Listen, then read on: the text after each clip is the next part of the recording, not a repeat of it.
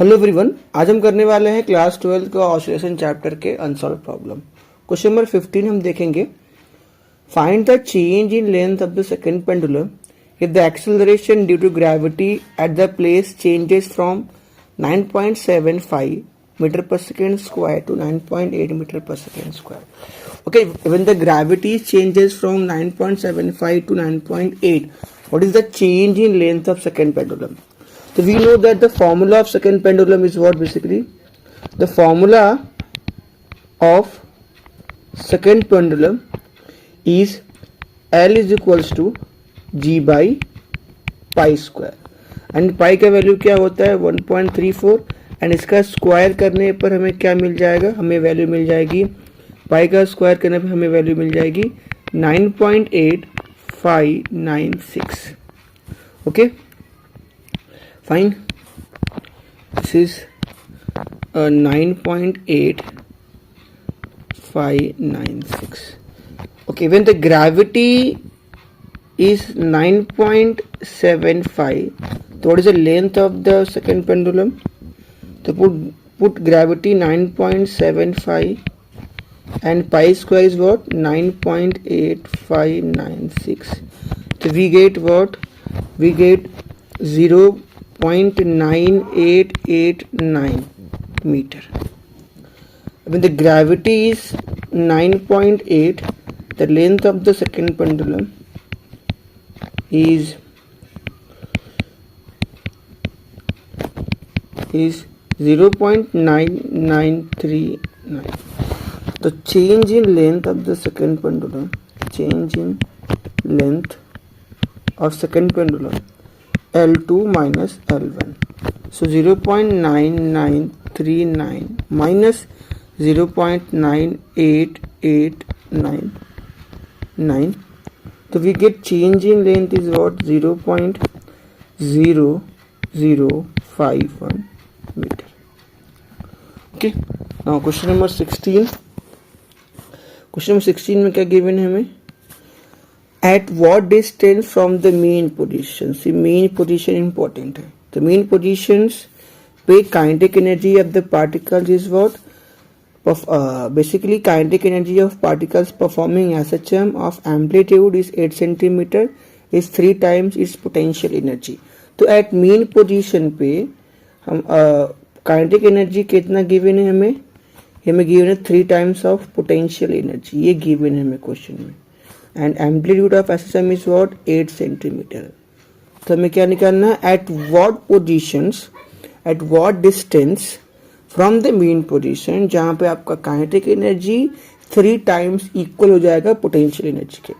तो हमें kinetic energy का फॉर्मूला पता है, क्या होता है हमें पता है, हाफ के a square minus x square होता है काइनेटिक एनर्जी ऑफ एसएसएम का, एंड पोटेंशियल एनर्जी कितना होता है, ये आपका होता है हाफ के एक्स स्क्वायर। दोनों वैल्यू, दोनों इक्वेशन इसमें पुट कर दोगे तो हमें क्या मिल जाएगा, हाफ के a square minus x square is equals to potential energy 3 times, तो 3 हाफ के एक्स स्क्वायर। कुछ कैंसिल होगा क्या?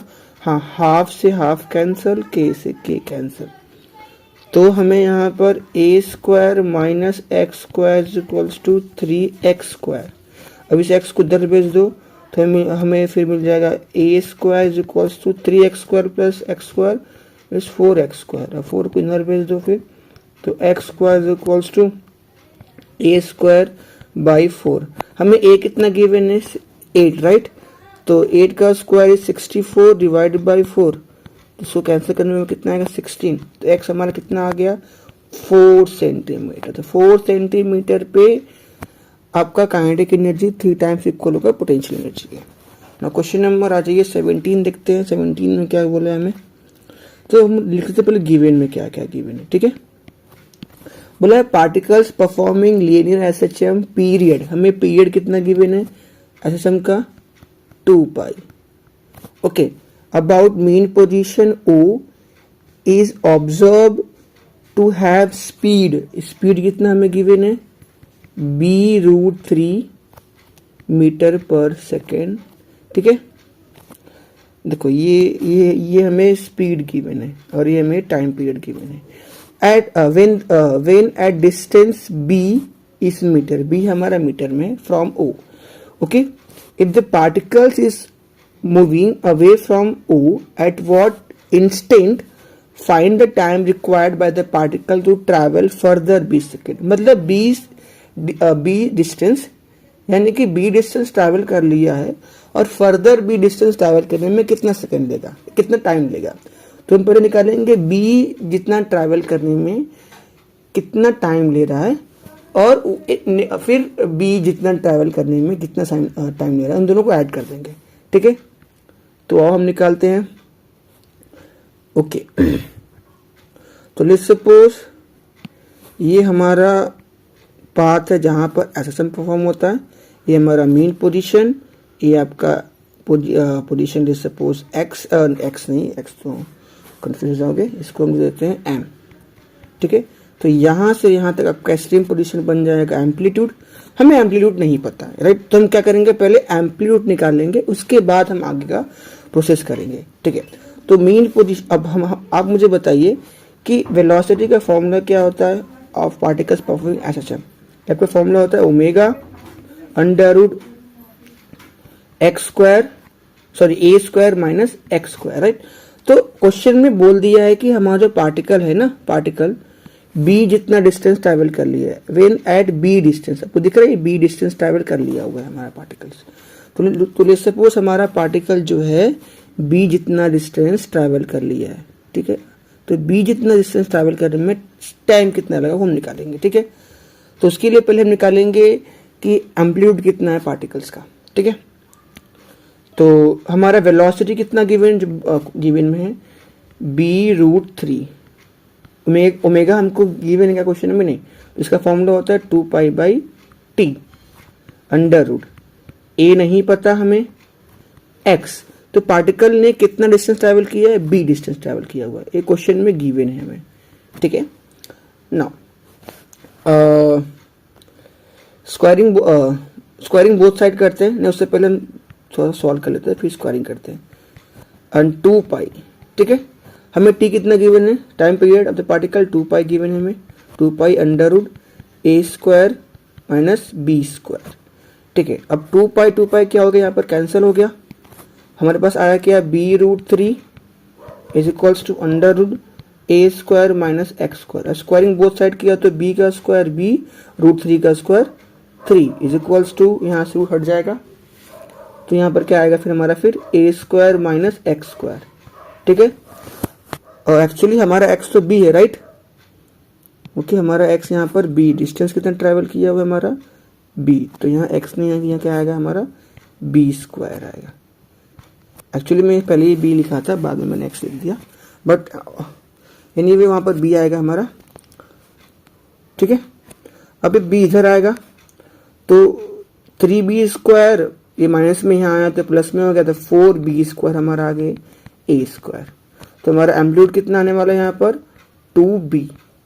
ठीक है, तो मतलब हमें दिख गया यहाँ पर कि हमारा जो एम्पलीट्यूड है पार्टिकल्स का कितना हमारा 2b है. ठीक है, अभी आप मुझे बताइए. ओके, हमारे यहाँ पर एम्पलीट्यूड आ चुका है यहाँ पर. ओके, अभी हम निकाल लेंगे अपने टाइम पीरियड. तो हमारा पार्टिकल्स कहाँ से पास कर रहा था, मीन पोजीशन से, राइट. ये देखिए हमारा मीन पोजीशन पे. ओके, मीन पोजीशन में डिस्प्लेसमेंट का फॉर्मूला क्या होता है, इसका फॉर्मूला होता है x a sine omega t. तो x हमारा डिस्टेंस कितना ट्रैवल किया है b, और हमारा a कितना है 2b. साइन ओमेगा क्या आपका होता है formula 2π/t into small t. हमें स्मॉल t ही निकालना है, राइट. तो ये b से b कैंसिल हो गया, 2 यहाँ मल्टीप्लाई में, वहाँ आया तो डिवाइड में हो गया.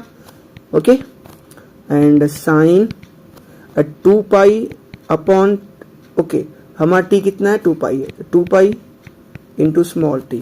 ओके, नाउ 2π कैंसिल हो गया, तो 1/2 is equals to sine t. अभी साइन मल्टीप्लाई वहाँ का डिवाइड में हो जाएगा, t small t is equals to sine inverse 1/2. Sine 1/2 कब होता है, π/6 पे होता है, साइन 30 पे आपका 1/2 होता है.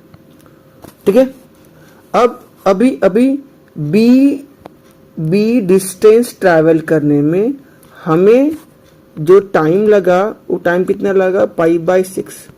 बट क्वेश्चन में क्या बोला है, फर्दर बी डिस्टेंस, मतलब बी ऑलरेडी ट्रैवल किया हुआ है, बी और जितना डिस्टेंस ट्रैवल करने में कितना समय लगेगा, राइट। तो यहां बात किया हुआ है बी डिस्टेंस ट्रैवल करने में π/6, तो फर्दर बी के लिए कितना लगेगा हमारा, इसका डबल, राइट। तो π/6 ओके मल्टीप्लाई 2 कितना हमारा आ जाएगा π/3 सेकेंड। नेक्स्ट क्वेश्चन देखते हैं हम लोग। क्वेश्चन नंबर 18 में क्या गिवन है, the period of the oscillation of the body of mass m1 suspended from a light spring of period is t। जब आपका मास m1 होगा, उस मास का टाइम पीरियड कितना होगा, t होगा। When the body of mass m2 tied to a first body and system made to oscillate period 2t। Okay, जब आपका बॉडी का मास m1 है तब पीरियड कितना है उस बॉडी का, t। जब आपका mass m2 suspended to first body, यानी कि टोटल मास कितना आपका जाएगा m1 प्लस m2, तब पीरियड कितना होगा उसका t2, राइट। क्वेश्चन में तो गिवन है कि that when the body of mass m2 tied the first body, तो फर्स्ट बॉडी का मास कितना हमारा m1, जब m2 m1 से टाइड होगा यानी कि आपका सिस्टम का मास कितना हो जाएगा m1 प्लस m2, तब सिस्टम का टाइम पीरियड कितना आपका होगा 2t, राइट। ओके, तो हमें निकालना है masses of m1 and m2 कितना होगा, ठीक है। तो फॉर्मूला क्या होता है वैसे टाइम पीरियड का, टाइम फॉर्मूला हमारा बताइए दीजिए आप लोग। फॉर्मूला होता है टाइम पीरियड का t is equals to 2π m/k। तो फर्स्ट बॉडी के लिए टाइम फॉर्मूला आपका हो जाएगा t is equals to 2π m1 और k। याद रखना स्प्रिंग सेम ही है, स्प्रिंग सेम है तो स्प्रिंग कांस्टेंट भी क्या होगा, स्प्रिंग कांस्टेंट k भी सब में, कांस्टेंट भी सब में सेम होने वाला है, ठीक है। ये आपका मास फर्स्ट बॉडी के लिए आपका होगा time period equation 1। Second body के लिए आपका हो जाएगा time period t2 is equals to 2π under root mass कितना आपका है सेकेंड बॉडी का m1 plus m2 divide by k, ठीक है। k यहाँ दोनों में सेम है क्योंकि स्प्रिंग सेम ही है। अब एक काम करते हैं, इक्वेशन 1 और 2 को डिवाइड करते हैं। तो इक्वेशन 1 डिवाइड बाई इक्वेशन 2 करते हैं, तो ये आपका हो जाएगा t/2t okay is equals to 2π under root m1 by k is upon 2π under root m1 plus m2 divide by k। यहाँ कुछ कैंसिल होगा, हाँ t से t कैंसिल, 2π से 2π कैंसिल, ओके। एंड ये k से k कैंसिल भी हो गया हमारा यहाँ पर, ओके। तो हमारे पास क्या आ चुका है, remaining things 1/2 is equals to under root m1 upon m1 plus m2। एक काम करते हैं, स्क्वायरिंग बोथ साइड कर देते हैं हम लोग, तो आपका बन जाएगा 1/4 is equals to m1 upon m1 plus m2। एक काम करते हैं, क्रॉस मल्टीप्लाई यहाँ कर देते हैं हम लोग, तो हमें यहाँ क्या मिल जाएगा फिर m1 plus m2 is equals to 4 times of m1। इस m1 को जरा भेज देते हैं हम लोग, तो m2 is equals to 4m1 minus m1, तो आपका 3m1 आ जाएगा, ओके। अब इस m1 को हम क्या करते हैं, m2 को हम लोग वहाँ भेज देते हैं और 3 को हम लोग यहाँ भेज देते हैं, तो m1 डिवाइड बाई m2 हमारा आ जाएगा 1/3। तो m1 और m2 के बीच का रेशियो कितना होगा 1:3, यानी कि 1/3, राइट।